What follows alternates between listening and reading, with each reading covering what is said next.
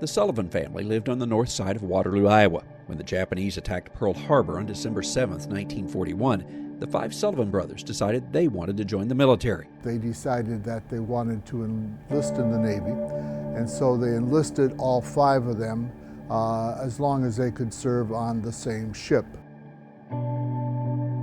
The Navy assigned the five brothers to the USS Juneau. Two of the brothers had previous experience in the Navy. The Juneau was a cruiser. It was a new ship. The Sullivans were part of the first crew on the ship.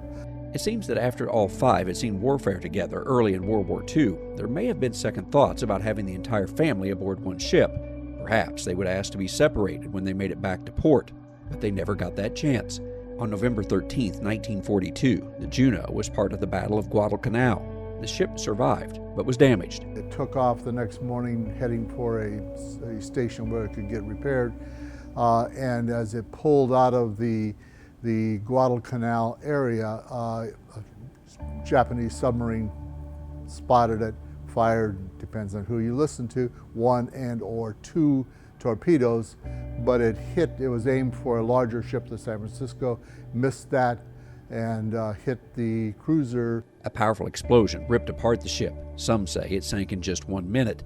There were only 10 survivors found several days after the ship sank. None of the Sullivan brothers were among them. All five of the brothers were lost, the largest single family loss in American military history. The family was devastated by the news, but wanted to see good come from the story of their loss. We're going to do our part.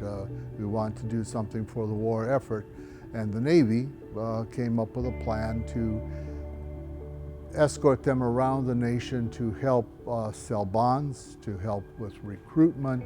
The Sullivans' sacrifice also inspired citizens decades later, when local leaders decided to honor the veterans of the area through a place that would share their story. A decision was made to expand the existing Grout Museum to have an Iowa Veterans Museum, which would use the story of the Sullivans as symbolic of how Iowans, how Waterloo people have served. Although it's a story from 75 years in the past, it's still a story of the present. It reminds us of the price of freedom and the sacrifice some families have made to protect our country. Traveling the countryside in Waterloo, Iowa, I'm Andrew McCrae.